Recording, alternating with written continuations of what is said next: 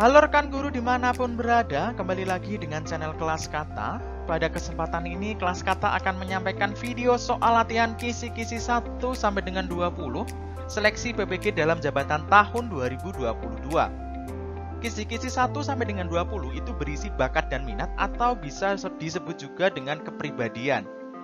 Yang perlu rekan guru ketahui, kisi-kisi 1 sampai dengan 20 pada kisi-kisi pretest seleksi PPG dalam jabatan tahun 2022 itu sama untuk semua guru dan semua jenjang dan juga semua mata pelajaran.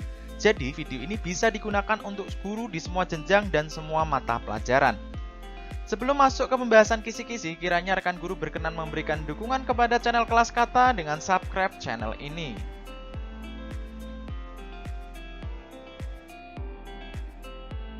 Rekan guru, kisi-kisi seleksi akademik PPG dalam jabatan tahun 2022 yang akan Kelas Kata bahas ini ada di laman ppg.kemendikbud.go.id. Bagi rekan guru yang belum mendownload, silahkan diunduh filenya terlebih dahulu. Jika rekan guru sudah mengunduh dan kemudian membuka filenya, akan ada tampilan seperti ini. Ini saya ambil mata pelajaran Bahasa Indonesia, kisi-kisi yang paling atas, yaitu kisi-kisi yang pertama ini 1 sampai dengan 20 ini sama untuk semua mata pelajaran dan semua jenjang. Ini bisa diartikan sebagai tes bakat dan minat atau juga bisa disebut sebagai kepribadian, karena kalau di UP itu adanya tes kepribadian. Dan ketika saya membaca seluruh kisi-kisi ini malah lebih merujuk ke soal kepribadian. Ya, yang perlu rekan perhatikan, rekan perlu menghafalkan semua sini ya, sikap-sikap seperti ini nanti akan dijadikan sebagai dasar pemilihan jawaban yang paling tepat berdasarkan submateri atau sikap yang ada di kolom kelima ini. Baik, langsung saja kita lihat kisi-kisi dan juga contoh soalnya. Kisi-kisi yang pertama menunjukkan kesetiaan, kepedulian, dan penghargaan yang tinggi terhadap bahasa, lingkungan fisik, sosial, budaya, ekonomi, dan politik bangsanya dalam mendidik, mengajar, membimbing, mengarahkan, melatih, menilai, dan mengevaluasi peserta didik. Nanti yang bagian akhir ini sama ya, jadi nanti di slide berikutnya tidak akan saya bacakan. Kita merujuknya ke bagian yang pertama ini, dan juga sikap yang ada di sini. C4 itu berarti level kognitifnya ada di C4, nasionalisme itu berarti sikap yang diharapkan dari kisi-kisi ini. Kita lihat contoh soalnya. Dalam suatu kelas terdapat 3 anak yang berasal dari luar suku bangsa. Mereka memiliki ciri fisik dan logat bicara yang berbeda dengan teman-temannya. Pada saat Anda memberikan tugas kelompok di kelas tersebut, semua peserta didik menolak untuk satu tim dengan ketiga anak tersebut. Sebaiknya pendidik langkah apa yang akan Anda lakukan? Baik, sebelum masuk ke pembahasan soalnya, ini ada penulisan kata yang salah. Anda.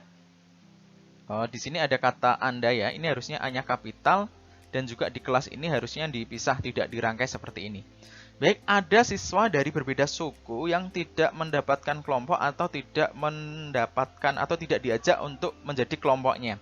Sebagai guru, apa yang rekan guru lakukan? Kita lihat yang A, memfasilitasi terjadinya diskusi berdasarkan penghargaan dan penghormatan satu dengan lainnya. Ini mungkin bisa dilakukan. B, menempatkan peserta didik pada kelompok dan meminta semua menghargainya. Tidak bisa langsung seperti ini ya. Kita lihat yang C, membaurkan mereka dalam kelompok dan mengancam yang menolak akan kena sanksi. Ini terlalu sadis untuk cara yang ini. Memberikan wawasan kepada siswa untuk saling menghormati sesama dalam perbedaan dan menempatkan ketiga anak tersebut dalam kelompok. Yang E, meminta ketiga peserta didik tersebut untuk menerima penolakan dari teman-temannya. Tidak ya, jelas tidak. Jadi yang paling bijak dan mengedepankan sikap nasionalisme itu ada di pilihan yang D, yaitu memberikan wawasan kepada siswa. Kenapa seperti ini? Karena semua siswa yang menolak itu perlu diberikan penjelasan supaya tidak terjadi seperti itu lagi. Jadi untuk kisi-kisi pertama ini dengan sikap nasionalisme, jawabannya adalah yang D. Kisi-kisi yang kedua, yaitu masih sikap nasionalisme, ada di ranah C5. Mempertahankan persatuan, kesatuan, serta kepentingan dan keselamatan bangsa dan negara sebagai kepentingan bersama di atas kepentingan pribadi. Kita lihat contoh soalnya. Kehidupan yang rukun selalu menunjukkan adanya suatu keharmonisan dalam masyarakat atau negara. Ini harusnya N-nya non-kapital ya. yang memungkinkan setiap orang dapat berinteraksi, membangun komunikasi dan relasi baik satu dengan yang lain tanpa merasa adanya gangguan yang datang dari siapapun. Sebagai seorang guru, sikap yang tepat terhadap rekan kerja yang berbeda sara adalah, kita lihat yang A, mengutamakan kebersamaan di atas kepentingan yang lain. Ini jelas tidak. Ikut beribadah bersama dengan rekan yang berbeda agama. Ini tidak ya, menyalahi peraturan ya kalau ini ya. Kita lihat yang C, meyakini kebenaran agama kita dan tetap menghargai perbedaan sara sebagai wujud perbedaan ya.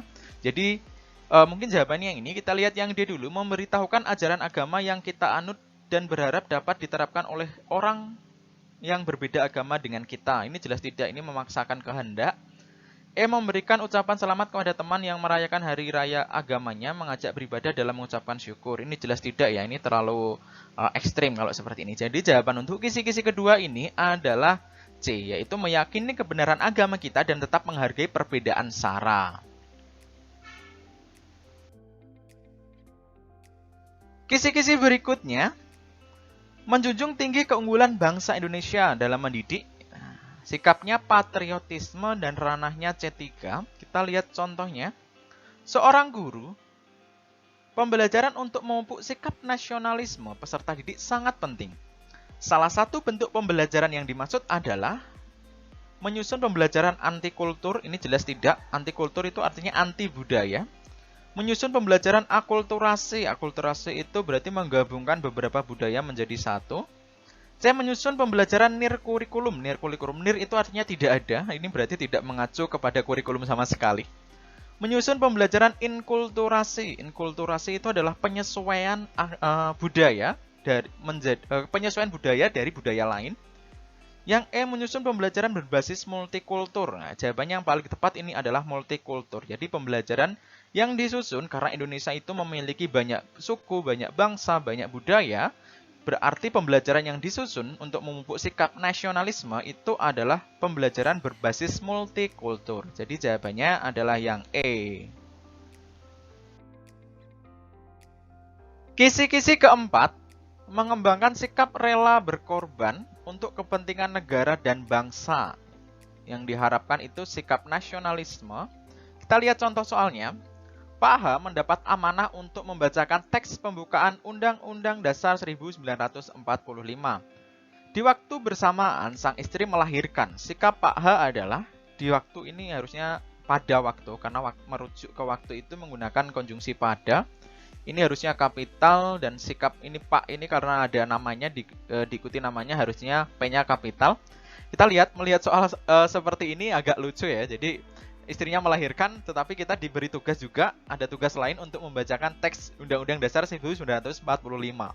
Ya. Tetapi kita harus tetap memposisikan diri sebagai warga negara yang memiliki sikap nasionalisme. Jadi kita pastinya tentunya harus mendahulukan pembacaan teks pembukaan Undang-Undang Dasar 1945. Meskipun terasa berat ya, dan dalam kenyataannya pun kita akan mungkin tetap mementingkan istri kita. Tapi karena ini adalah sikap nasionalisme yang diharapkan, jadi kita mencari yang paling nasionalisme.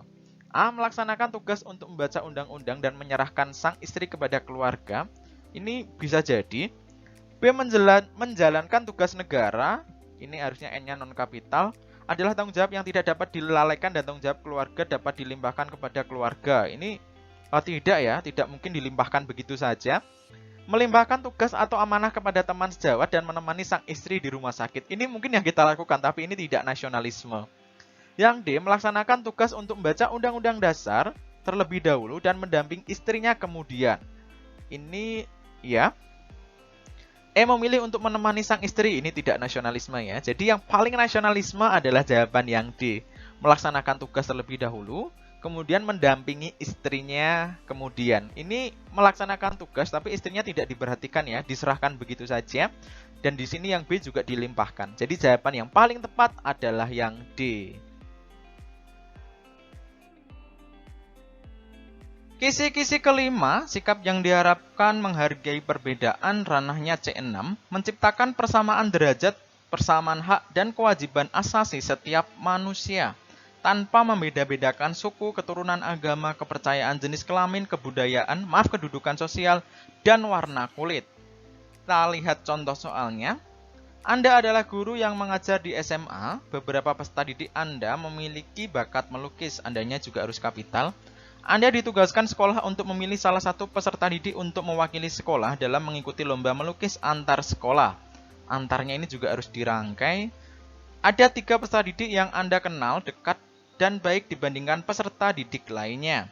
Apa yang akan Anda lakukan untuk menentukan pilihannya? Jadi kita tidak boleh membedakan, harus benar-benar objektif tanpa membedakan apakah kenal atau tidak, tetangga atau tidak, bahkan anak sendiri.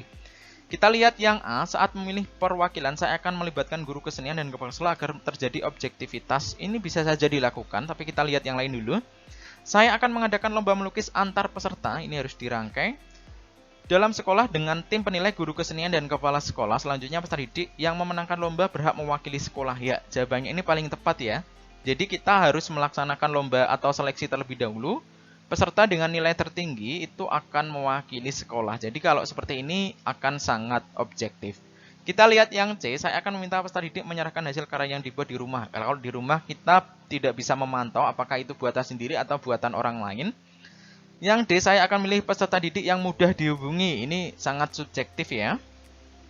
Yang E, saya akan memilih peserta didik yang mewakili sekolah berdasarkan kedekatan saya secara pribadi. Ini jelas sangat subjektif sekali. Nggak salah. Jadi untuk kisi-kisi kelima ini jawabannya adalah yang B.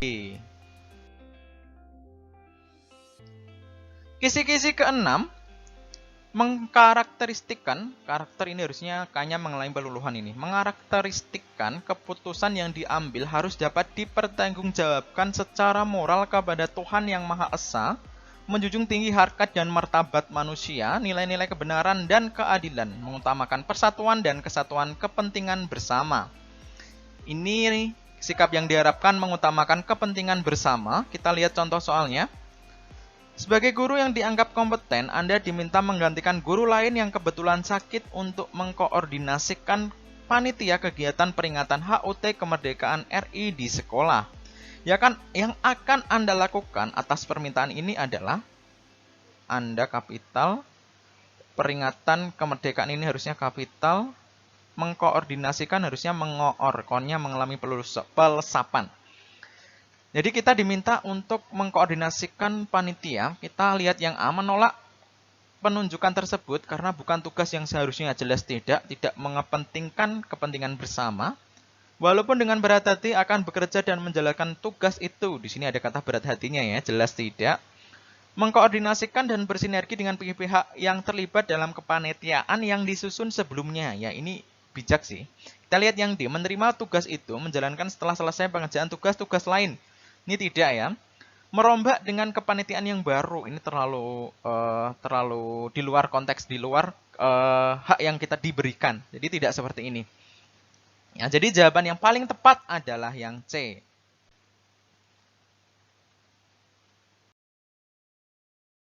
Kisi-kisi ketujuh, mempertahankan kekayaan alam Indonesia dalam mendidik, mengajar, membimbing, mengarahkan, melatih, menilai, dan mengevaluasi peserta didik. Sikapnya sama ini ya, sikap yang diharapkan sama, yaitu mempertahankan kekayaan alam Indonesia. Kita lihat contoh soalnya. Bangsa Indonesia kaya akan sumber daya alam dan tidak dimiliki oleh bangsa lain. Untuk itu, kita patut bersyukur kepada Tuhan sebagai anugerah terbesar. Sikap yang harus diterapkan untuk mempertahankan kekayaan alam di Indonesia adalah A. Menguras habis SDA untuk masa depan, jelas tidak. Mempergunakan SDA untuk memenuhi kebutuhan, ini tidak. Mengeksploitasi, jelas salah ya. Tidak mempergunakan SDA untuk menghindari kerusakan, ini jelas malah salah karena SDA itu digunakan untuk kesejahteraan. Memanfaatkan SDA secara maksimal dengan azas keberlanjutan. Ya, jawabannya adalah yang E. SDA itu digunakan dengan azas keberlanjutan. Itu artinya diawet-awet, istilahnya seperti itu. Dijaga supaya bisa sampai dengan anak keturunan kita. Tidak dieksploitasi. Seperti itu rekan guru. Jadi jawabannya adalah yang E. Kisi-kisi ke-8, mengapresiasi kekayaan budaya bangsa lain sehingga memperkuat jati diri bangsa Indonesia. Jadi kita diminta untuk memberikan apresiasi terhadap budaya bangsa lain. Rekan guru, ketika saya mencari soal referensi ini, referensi dari soal ini sangat kesulitan ya. Ini baru ada kisi-kisi kita diminta untuk mengapresiasi kekayaan budaya bangsa lain. Ini soal yang saya dapatkan. Sikap kita terhadap budaya asing yang masuk ke dalam negeri yaitu, jadi kita diminta bersikap bagaimana sih seharusnya ketika ada budaya asing yang masuk ke diri kita. A. Menyaring budaya asing yang masuk, yang baik kita terima dan yang buruk kita tinggalkan. Ini jawaban paling bijak ya. Meninggalkan budaya kita ini jelas salah, menerima kebudayaan asing karena lebih keren, tidak langsung seperti ini. Menolak budaya asing tidak serta-merta, acuh tak acuh itu artinya tidak peduli. Jadi jawaban yang paling tepat adalah yang A, menyaring budaya asing yang masuk, yang baik kita terima dan yang buruk kita tinggalkan. Kisi-kisi ke-9 menunjukkan keberanian dalam membela kebenaran dan keadilan. Sikap yang diharapkan yaitu berwibawa. Kita lihat contoh soalnya. Seorang ibu dari wali murid mendatangi guru, serta meminta agar nilai anaknya yang belum memenuhi ketuntasan minimal menjadi masuk kategori tuntas. Pernyataan yang paling patut digunakan guru untuk menanggapi hal tersebut adalah, kita analisis dari yang E dulu. Baiklah, demi kebaikan Ananda dan rasa hormat saya sama ibu, saya akan mengusahakan. Jelas salah ya, ini tidak boleh seperti ini. Saya kira ini cara yang tidak bagus, ini sangat berbahaya dan tidak mendidik. Kalau permintaan ibu saya penuhi bagaimana jika yang lain menginginkan hal yang sama. Ini bisa saja dilakukan seperti ini, tapi ini terlalu kasar seperti itu. Kalau boleh saya menasehati ibu, sebaiknya kita tidak melakukan cara manipulasi. Ini bisa juga dilakukan.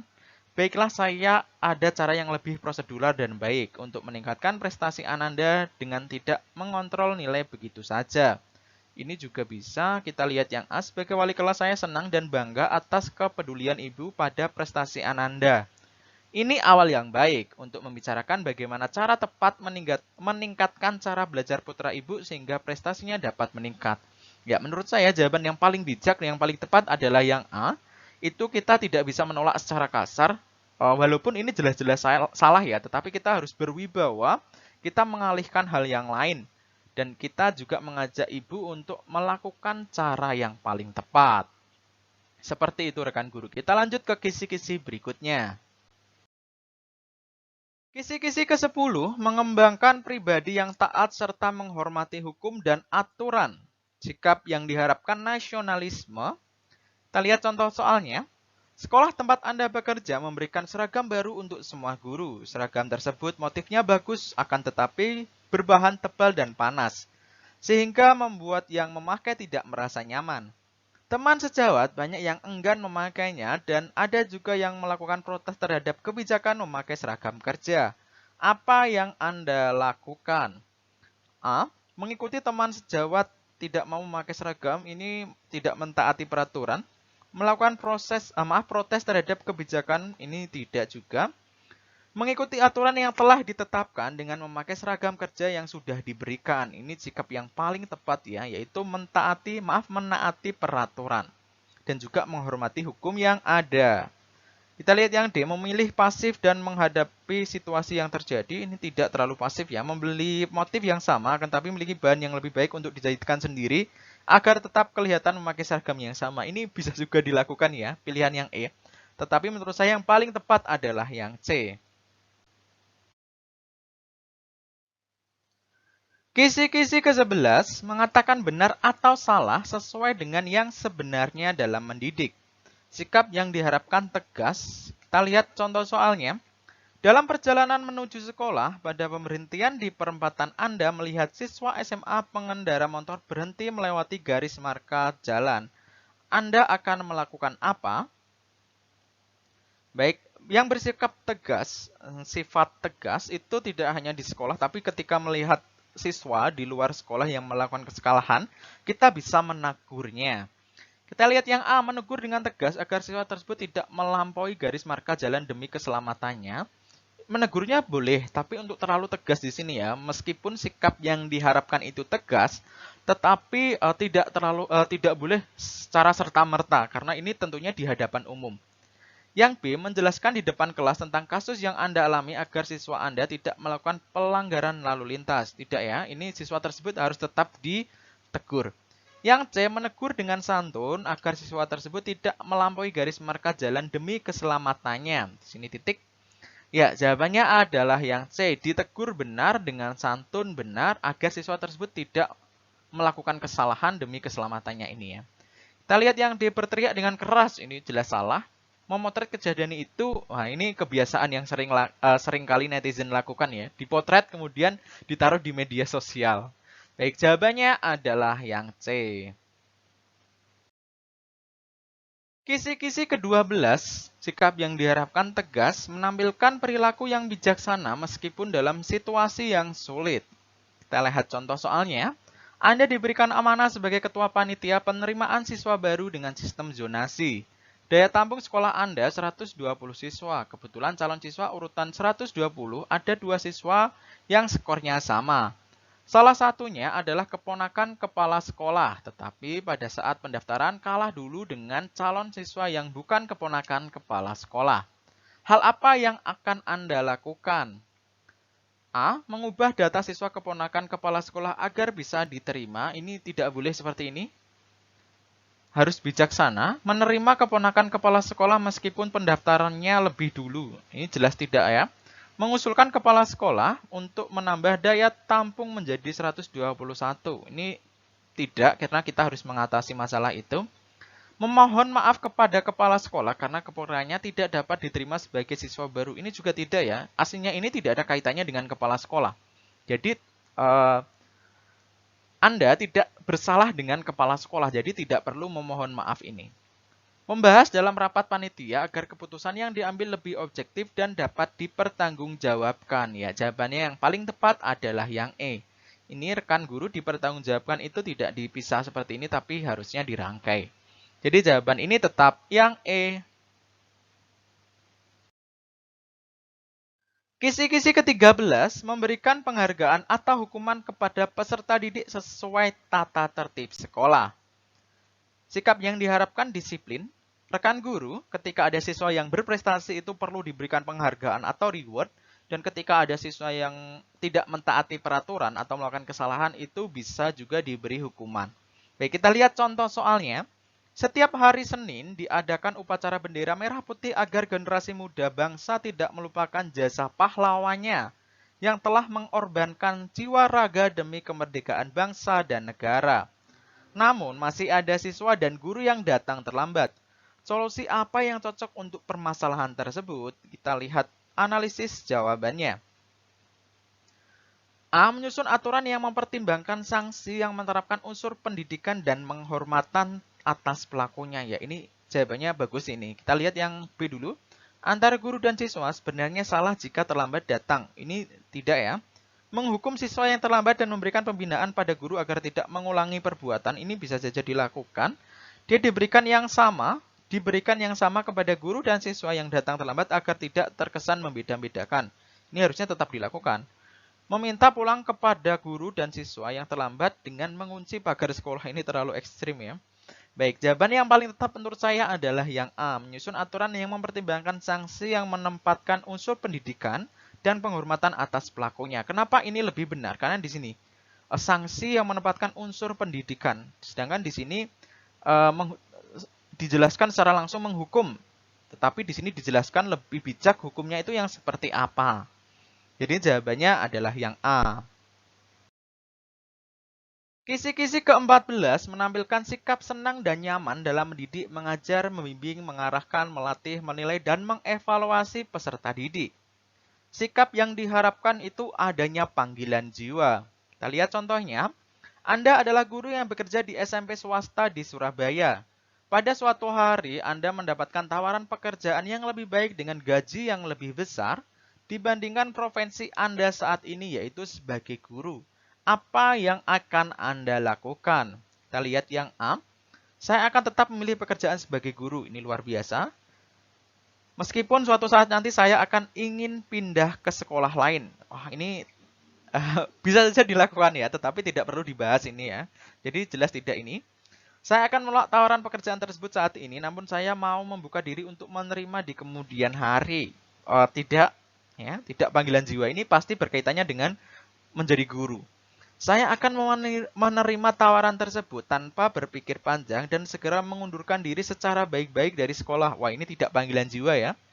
Yang D, saya akan tetap milih pekerjaan sebagai guru meskipun dengan kesejahteraan yang lebih kecil dibandingkan dengan pekerjaan lain karena menjadi guru sudah menjadi cita-cita. Wah, ini panggilan jiwa sangat, yaitu cita-cita menjadi seorang guru atau pendidik. Ya, jadi jawaban yang paling tepat untuk sikap yang diharapkan yaitu panggilan jiwa menjadi seorang guru adalah yang D. Si ke-15, menunjukkan sikap kesiapsiagaan dalam proses mendidik. Samapta yang diharapkan, samapta itu artinya bisa diartikan kesiapsiagaan, siap siaga. Kita lihat contoh soalnya. Saat ini Anda baru 3 bulan bekerja sebagai guru pengganti mata pelajaran matematika yang mengajar banyak kelas sehingga jadwal mengajar menjadi padat serta ditambah tugas non-akademik. Beberapa peserta didik merasa kesulitan sehingga nilai ulangannya rendah. Apa yang akan Anda lakukan dalam menghadapi situasi tersebut? A. Memberikan pelajaran tambahan di luar jam belajar mengajar bagi peserta didik mendapatkan nilai rendah meskipun sibuk karena sudah menjadi tanggung jawab saya. Ya, ini yang dimaksud dengan samapta ya, siap siaga. Siap siaga walaupun di jam pelajaran tetap harus memberikan pendidikan dan pengajaran kepada peserta didik yang membutuhkan. Jadi jawabannya adalah yang A. Kita lihat yang B, meminta bantuan pada peserta didik lain. Tidak. Meminta beberapa peserta didik tersebut mengikuti les pelajaran di luar sekolah. Ini tidak bisa. Menganjurkan peserta didik mendapatkan nilai rendah untuk belajar kelompok. Ini juga tidak. Menegur peserta didik tersebut agar mereka belajar lebih rajin. Ini bisa juga dilakukan sih, tapi tidak bijak ya. Tidak samapta ini. Ya, jadi jawabannya adalah yang A. Kisi-kisi ke-16 menampilkan tanggapan sebagaimana yang dihayati peserta didik dalam mendidik, mengajar, dan seterusnya. Sikap yang diharapkan yaitu kesepenuh hatian. Kita lihat contoh soalnya. Terdapat siswa yang mengeluh kepada guru bahwa dalam tugas-tugas kelompok seringkali dipaksa teman-temannya untuk menyelesaikan tugas itu sendirian. Hal ini karena siswa tersebut selain pandai juga anak orang berada sehingga kebutuhan-kebutuhan dalam mengerjakan tugas mudah terpenuhi. Menanggapi hal tersebut adalah, jadi kita melihat seorang siswa yang mengeluh karena seringkali dipaksa oleh teman-temannya untuk melakukan atau mengerjakan tugas secara sendirian. A. Memfasilitasi pertemuan kelompok agar tidak terjadi pemaksaan dan semua anggota berkontribusi dalam mengerjakan tugas. Ini bisa dilakukan. Memberikan teguran kepada siswa yang enggan terlibat dalam kelompok agar tidak mengulangi perbuatannya. Ini juga bisa menyuruh siswa tersebut menerima saja perlakuan teman-temannya. Tidak ya, tidak boleh harus teratasi masalah ini. Meningkatkan pemantauan proses kerja kelompok dan menginformasikan hasil evaluasi serta keterlibatan setiap anggota dalam kerja kelompok. Yang E. Merekomendasikan kepada guru bimbingan konseling untuk mengajarkan. Ini tidak ya. Karena yang dikeluh kesahkan, yang diberi keluhan itu adalah kita. Jadi kita harus yang melakukan penyelesaian terhadap masalah ini. A, B ini bisa saja dilakukan. Tetapi yang paling bijak itu adalah yang D ini. Meningkatkan pemantauan. Supaya peristiwa ini tidak terjadi saja hanya di kelompok itu sendiri. Maaf, tidak hanya terjadi di kelompok itu saja. Tetapi kelompok lain juga perlu diberikan penjelasan dan juga pemantauan. Dan juga memberikan informasi ini, hasil evaluasi serta keterlibatan setiap anggota. Harus diberikan evaluasi. Misalkan ada siswa yang kurang aktif, ya diberikan evaluasi terkait dengan proses kerja kelompok yang mereka lakukan. Jadi jawaban untuk kisi-kisi ke-16 ini adalah yang D. Kisi-kisi ke-17 merancang berbagai usaha untuk menuntaskan pekerjaan dalam mendidik, mengajar, dan seterusnya. Sikap yang diharapkan adalah kesepenuh hatian. Soalnya, sebagai seorang guru dengan peserta didik yang memiliki permasalahan berbeda-beda, tentu Anda memiliki cara tersendiri menghadapinya. Pilihan di bawah ini yang paling sesuai mewakili tindakan Anda terkait hal tersebut adalah, jadi ini ada masalah ya, mendengarkan keluhan dan melayani kebutuhan serta minat masing-masing siswa, ini iya, menyampaikan materi pelajaran yang dikaitkan dengan kegunaan di kehidupan nyata, tidak ya, karena ini ada masalah. C. Memberikan pengarahan dengan jelas dimengerti oleh masing-masing peserta didik, ini tidak. D. Menggunakan pendekatan pengajaran yang lebih problematik, ini tidak. E. Menunjukkan toleransi yang sama kepada semua siswa, ini juga tidak. B dan sampai dengan E ini artinya hal yang positif, tetapi ini bukan merupakan penyelesaian permasalahan dari yang berbeda-beda ini. Jadi jawabannya adalah yang A, yaitu mendengarkan keluhan dan melayani kebutuhan serta minat masing-masing siswa. Kisi-kisi ke-18 menunjukkan kepedulian yang tinggi terhadap kebutuhan peserta didik di dalam mendidik, mengajar, dan seterusnya. Sikap yang diharapkan masih sama, yaitu kemurah hatian. Kita lihat soalnya. Anda adalah seorang guru di sebuah kabupaten. Anda melihat banyak anak yang tidak menyelesaikan sekolahnya. Berdasarkan informasi, alasan banyak anak yang putus sekolah karena orang tua mendorong anaknya untuk bekerja daripada belajar untuk menambah penghasilan keluarga. Terkait kasus ini, hal yang dapat Anda lakukan adalah, jadi ini banyak siswa yang tidak melanjutkan sekolah atau putus sekolah karena diminta bekerja oleh orang tuanya. A. Menerima kondisi tersebut jelas sangat salah. Mengajak beberapa anak tinggal di rumah Anda untuk bimbing belajarnya, ini terlalu mengorbankan diri kalau seperti ini ya. Tidak bisa, tentunya juga tidak bisa mengatasi masalah ini secara kontinu. Yang C, mencarikan pekerjaan bagi anak-anak itu, ini malah mendukung anak-anak itu ya, mendukung anak-anak itu untuk bekerja. Yang D, menjelaskan kepada kedua orang tua untuk tetap menyekolahkan anaknya agar mengubah masa depan mereka kelak. Bisa jadi, kita lihat yang D, melakukan audiensi bersama dengan guru lain untuk segera mencari solusi dan menjelaskan arti penting sekolah bagi masa depan anak, serta mengajak diskusi para orang tua untuk bersama-sama mencari jalan keluar ya. Jawaban yang paling bijak adalah yang E ini ya. Jadi kita perlu koordinasi dengan guru lain dan juga orang tua untuk mencari solusi. Seperti itu. Jadi jawabannya adalah yang E. Kisi-kisi ke-19 mendeteksi situasi yang membutuhkan bantuan dalam mendidik, mengajar, membimbing, mengarahkan, melatih, menilai, dan mengevaluasi peserta didik. Sikap yang diharapkan kemurah hatian. Contoh soalnya, ada siswa yang kurang bergairah belajar di kelas Anda. Terkait dengan hal ini, tindakan yang Anda lakukan sebagai guru adalah A. Membiarkan saja, jelas salah ya. B. Mengingatkan namun bila tidak ada kemajuan abaikan saja. Ini tidak boleh ya. Kita harus tetap mengingatkan. Meskipun ada kemajuan atau tidak, kita tidak boleh letih atau lelah untuk mengingatkan untuk kemajuan peserta didik. Yang C. Membangkitkan semangat siswa untuk belajar walaupun kemajuannya sedikit. Ini terlalu pesimis ya. D. Menggunakan berbagai cara untuk membangkitkan semangat belajarnya. Ini bisa juga memahami kondisi siswa tersebut, berusaha menemukan cara membangkitkan semangat belajar. Ya, artinya memahami di sini bukan artinya merelakan, ya udah enggak apa-apa, tidak ya. Memahami di sini artinya mencari sebab dan juga akibat dan juga bagaimana cara mengatasinya. Jadi kita cari tahu, jangan-jangan ada siswa yang kurang bergairah itu mereka memiliki masalah. Oleh karena itu kita perlu memahaminya terlebih dahulu. Jadi jawaban untuk kisi-kisi ke-19 ini adalah yang E.